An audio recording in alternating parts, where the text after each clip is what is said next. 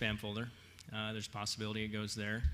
Your second option is to try and resend the email, possibly transactional, so that means actually through the front end of the system, so go in and click and send an email and send them that link.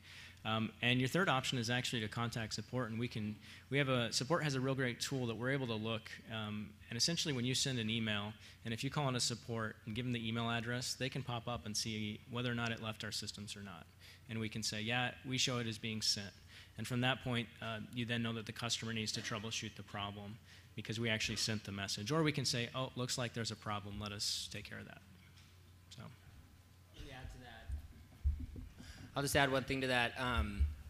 If you find that those emails are ending up in the spam folder, then realize that that's a content problem, right? You've got some bad words or some bad content or something that a filter is saying, hey, this stuff is spam, and they stick it in the spam box. So that's something you need to tweak on your end. So when you're talking to those customers and they say, hey, I'm not getting the double opt-in request, it's ending up in my spam box, then realize, hey, I've got to go do some work to figure that out and make sure I've got the right kind of content to get it into their inbox.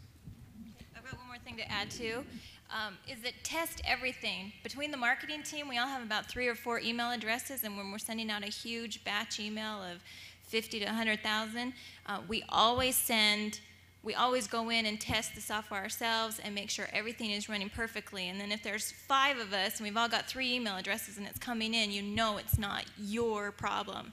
It's the receiver's problem. So. Hello. James, this is a question for you over on the left side. I'm sure that there's a fair number of people that are relatively new to doing emailing. I wonder if you could comment on what the worst practices are. I don't know if we have enough time left in the session. That's a good question. The absolute worst practice is unsolicited email. That's in the CAN-SPAM Act. Basically, it's sending people email who never specifically requested your email. That's either purchasing a list, using the internet and various tools to harvest email addresses from the internet, and basically just flooding someone's inbox. They have no idea who you are or why they're receiving your email. Let me expand on that a little bit. The unsolicited idea and the idea of spam, oftentimes, I think as marketers, we want to say that, well, I kind of have some relationship with these people, right? So I should be able to send to them. And you have to take some caution around that. We've really kind of tried to get the idea across to people that you want to make sure that people requested information from you and that they're expecting information from you and that you set that expectation properly.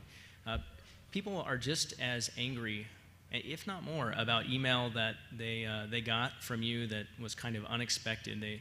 A good example I always give is the free report. I may have Tyler comment on this. I just tell the story.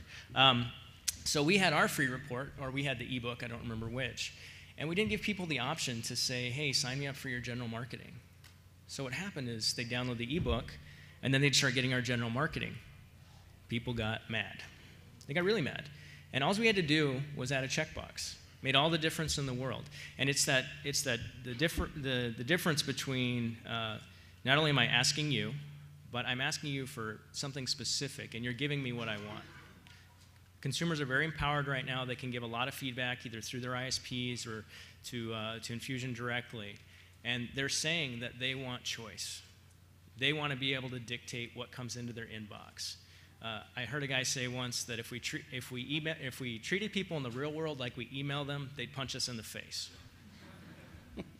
So depending on your practice, that may or may not be true. But if you need to treat it with a lot of respect. People have a real easy ability to complain. We always joke that, yeah, they just had a bad day. But they're giving us feedback about what they want. The consumers have a voice, and they're saying that they want choice around what they do and don't get. And we need to provide that to them as marketers if we're gonna survive. I'll add a little bit to that. Ryan's kind of referring to about a year ago, we started getting some spam complaints because we were sending people all this follow-up marketing, and all they had requested was the ebook. But we put that checkbox in place and then started marketing to only people that checked the checkbox, and our spam complaints went way down, almost negligible, correct? Well, you may have noticed a couple weeks ago we sent out an email. The subject was, "Don't pee in the pool." It was a campaign to kind of educate all of our prospects and our customers about email deliverability and IP pooling and what happens when someone sends a spam email and it gets tagged and then the whole IP pool gets tainted, right? And so we thought it was kind of a clever thing. Well, when we went to send that batch, we accidentally pulled up the wrong saved search. Just happened to be the same amount of people as our normal saved search of people that we market to.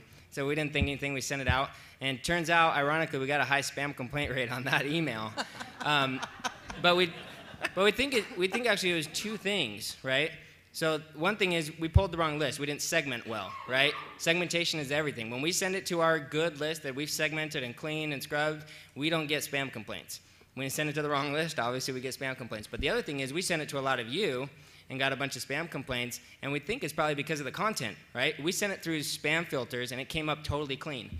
But that doesn't mean that the person on the other end might say, what the heck is that? Pee in the pool? I don't want that. Spam, right?